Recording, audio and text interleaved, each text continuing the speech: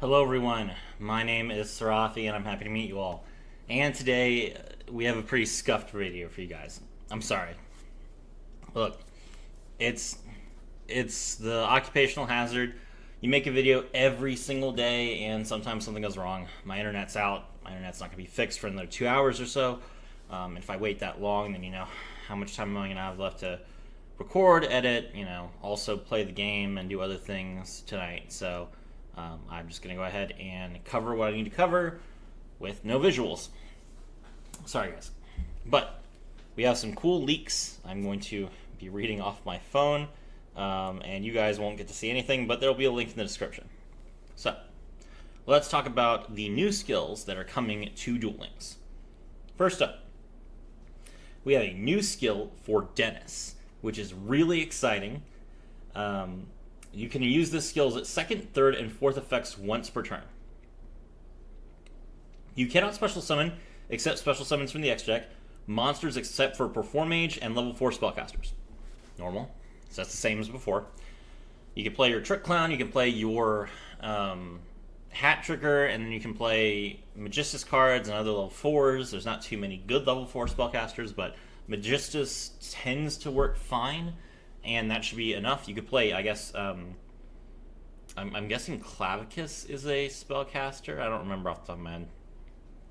But there's a few other level 4 spellcasters you might want to play, but for the most part, you're just going to be playing Perform Mage, and it's fine. Send one Perform Mage monster from your hand to the graveyard, then add one Perform Mage monster from your deck or one Polymerization from outside your deck to your hand. Polymerization, chat. Don't get excited. It's not Trapeze Witch. That card's just got printed, but there are other fusion cards that we're going to be looking at, so get excited for those. Return one monster on your field to the deck, then set one Perform Mage monster from your deck to the field. Its battle position can be changed. Okay, so once again, we have a situation where you can mind control your opponent's monster and then get a Perform Mage monster on the field for free. So it looks like the mind control shenanigans are going to continue for Perform Mage for some reason. If you control 4 face-up monsters, 4 face-up, that means that you have to have at least one EMZ monster. Now, you can summon Trick Clown, go into Magistus Artemis, activate Trick Clown to get another monster from your deck. That sort of thing can work, from your graveyard, but for the most part, you are going to be trying to get as many monsters on the field as possible for this, and one of them has to be from the X deck because we don't have 3 main monster sets. You can reveal one Polymerization in your hand, so you have to use the second effect as well to do this. Then make all monsters currently on your field be treated as Ancient Gear monsters until the end of the turn. So, with 4 Ancient Gear monsters out, there are 3 monsters that we can fusion summon. We can make Ancient Gear Howitzer, we can make Ancient Gear Megaton Golem, and we can make Chaos Ancient Gear Giant, which is the monster that is referenced here. Dennis did summon Chaos Ancient Gear Giant, so Ancient Gear Giant is coming, which probably means that Ancient Gear Fusion is also coming. And Ancient Gear Fusion can be played with Battle Ancient Gear Crowler's skill that allows him to normal summon the Ancient Gear Golem. You normal summon Ancient Gear Golem, you activate Ancient Gear Fusion, you fuse Ancient Gear Golem with the 3 Ancient Gears from the deck, immediately go into your Chaos Giant. So I will definitely make that deck. If we get Ancient Gear Golem, if we get Chaos Ancient Gear Giant and Ancient Gear Fusion, screw Perform Mage. I'm going full Ancient Gears. We're going to have fun with that. Trust me. But Chaos Ancient Gear Giant is extremely powerful. It is a level 10 monster with 4,500 attack points. It is unaffected by spells and traps. Your opponents cannot activate any monster effects during the battle phase. And when it attacks, it can attack every monster at the same time, and it has piercing. You might have seen Farfa get wrecked by this card before. So yes, this is excellent. In fact, I'm going to include a link to Farfa getting trolled by this card as well. So multiple links in the description. Really cool effect, really cool skill. I don't think it's better than the existing Perform Mage skill, because Perform Mages are just better at Xyz summoning than they are at being fusion material, but I'm still going to do it. It's still going to be fun. So get excited for the Chaos Ancient Gear Giant. It's really, really good. Alright. Next up, Fiend's Exchange. You can use this skill twice per duel. At the start of your main phase 1, place one level 5 or higher Fiend monster from your hand to the bottom of your deck, then draw one card. I don't know why we keep getting these. So, yes, there are bricks that happen in the game, and yes, there are decks that are not getting, like, skills. This is an indication that we might be getting Unchained soon.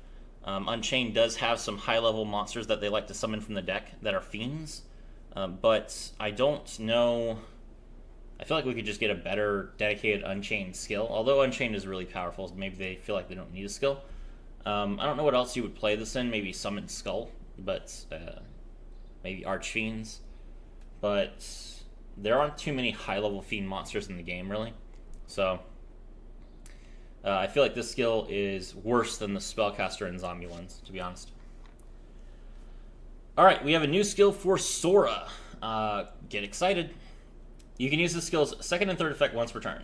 You cannot special summon except for special summons from the extra deck, monsters except for opponent's monsters, Edge Imp, Fluffle, or Frightfur monsters. Cool. So, obviously, the reason why you can summon opponent's monsters is because of Frightfur Chimera, which steals an opponent's monster when it destroys it by battle. This also means that you can play Ice Dragon's Prison, which is good. Return one Edge Imp monster from your hand or field to your deck, then add one Edge Imp monster from your deck to your hand. Okay, so you can choose whichever Edge Imp monster that you want.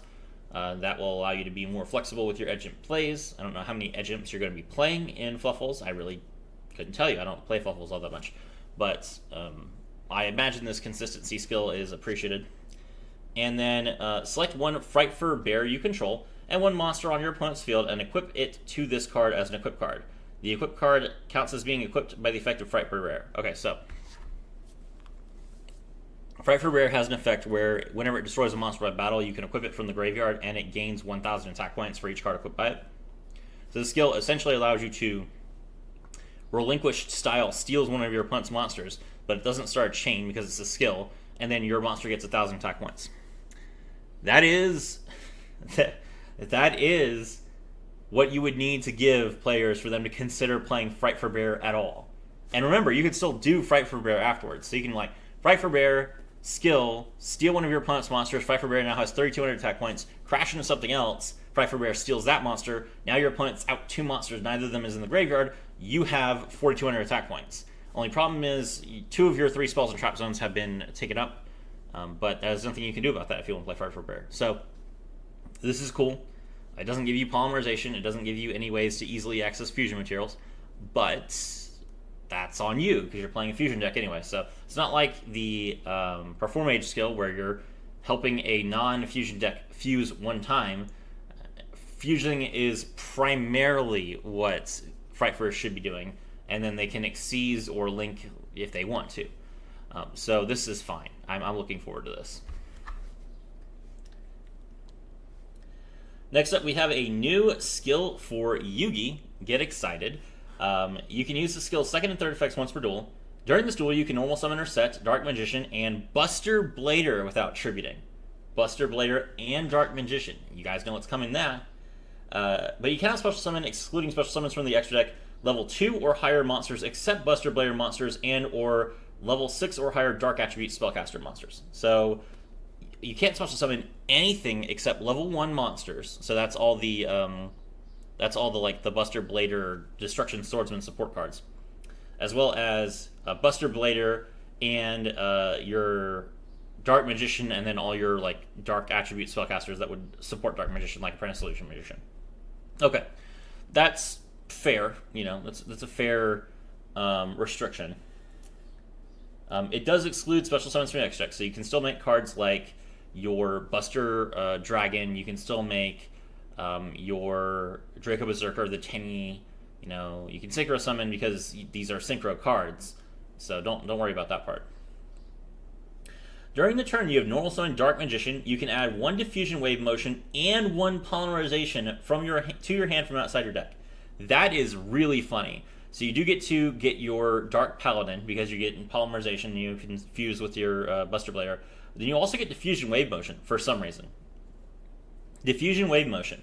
If your opponent controls a monster, pay 1,000 life points. Target 1 level 7 or higher spellcaster you control. This turn, it must attack all monsters your opponent controls once each. Also, other monsters you control cannot attack. The effects of monsters destroyed by these attacks cannot activate and are negated. Wow, that's really, really good. Cute little card there. Now, let's take a look and see. I'm pretty sure that Dark Paladin is a spellcaster, but I want to make sure. Dark Paladin is a spellcaster monster. This card cannot be special summoned except by fusion summon while this card is face up on the field. You can discard one card to negate the activation of a spell card and destroy it. This card gains 500 attack for each dragon monster on the field and either player's graveyard. Okay, so the discard to negate spells is not once per turn. A very powerful effect, and that's pretty good.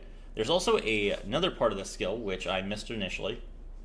Shuffle one card from your hand into the deck, reveal one Dark Magician in your hand, then set one Buster Blader from your hand or deck to your field, and its battle position can be changed. So you set your Buster Blader, normal summon your Dark Magician, draw your Polymerization. There you go. Perfect. Alright, so we get a free card for the Dark Paladin effect. We can just draw the Diffusion Wave Motion to discard, or we could play it and then just destroy everything. So this looks like a really good skill, and I'm looking forward to it. Then lastly, we have a skill for Sacred Beasts, so I guess this is going to be Yubel. Fantastic. This skill's second and third effects can be used once per duel if there is at least one Hamon, Lord of Striking Thunder, one Raviel, Lord of Phantasms, and one Uriah, Lord of Seeking Flames in your deck. You cannot special summon except for special summon from the extra deck. Effect monsters except for Uriah, Hamon, Raviel, or monsters that list any of those cards in their text. Okay, so the Dark Fiend package, as well as the 3 Sacred Beasts. That's fine. Reveal one Hamon, Raviel, or Uriah, and return one card from your hand to the deck. Then add one Uriah, Hamon, or Raviel, or monsters that list those cards from your deck to your hand.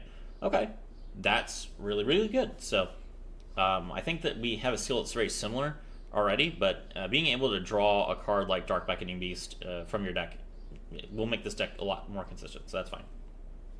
Then lastly, if your opponent controls a monster, return one monster from your hand or field to your deck, set one Hamon, Lord of Striking Thunder, Raviel, Lord of Phantasms, or Uriah, Lord of Searing Flames to your field from your deck. Its battle position can be changed. Now that is huge. Being able to just drop Hamon on the field, now that's a really, really good effect. Now, the monster is set, which means that you can't summon it in defense position, which is kind of weird. I don't know why they wouldn't let us play Hamon in defense position when its effect is all based around it being in defense position, but okay. You can summon Raviel, you can summon Hamon, you can summon Uriah, and then you can just win the game. So this is a really, really powerful effect. Being able to get Uriah out will allow you to essentially destroy any spell or trap your opponent controls before you do anything else. So that's probably what you're going to do. You're probably going to summon Uriah and use it to clear your opponent's back row, and then, I don't know, maybe you just dump trap cards somehow. I don't know how you exactly will use Uriah after you've cleared your opponent's back row, but that's the important thing, is just being able to get this monster out that can immediately, without your opponent being able to respond, remove their back row, and then you can just summon Raviel or Hamon and crush your opponent. The problem is that you're returning multiple cards from your hand to your deck to do these things. I don't know how consistent this is going to be because it has so much cost. As long as you can freely draw cards, maybe you're going to play a Lure of Darkness or something, then you should be okay. But for right now, it looks like you're going to be running out of cards in your hand pretty fast. This skill doesn't also search Fallen Paradise. We don't currently have Fallen Paradise in the game, so I don't know what this means. Is this an indication that we're going to get Fallen Paradise? It could be. If we get Fallen Paradise, okay. But the problem is we only have one copy of each of the Sacred Beast cards. They're not like the Egyptian gods. The Sacred Beasts are a deck. They should be able to be played with 3 copies of each. Maybe that's an indication that we are going to get 3 copies of each of them. You know, maybe they're going to give us Marcel as the next level up. You know, the next unlock. Marcel is going to be the GX character, which would make Atticus fans rage, but it would be really funny.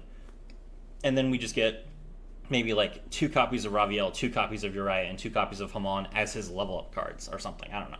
And then Fallen Paradise as his drop. That could be fun. That could be really good. Sacred Beasts are good enough. I feel like if you can make Sacred Beasts work in anywhere, it's going to be in Duel Links. So we get some more support cards for those. We should be able to pop off. Anyway, that is the deck. Sorry for the video quality. My name is Serafi, and I was thrilled to have all of you with me.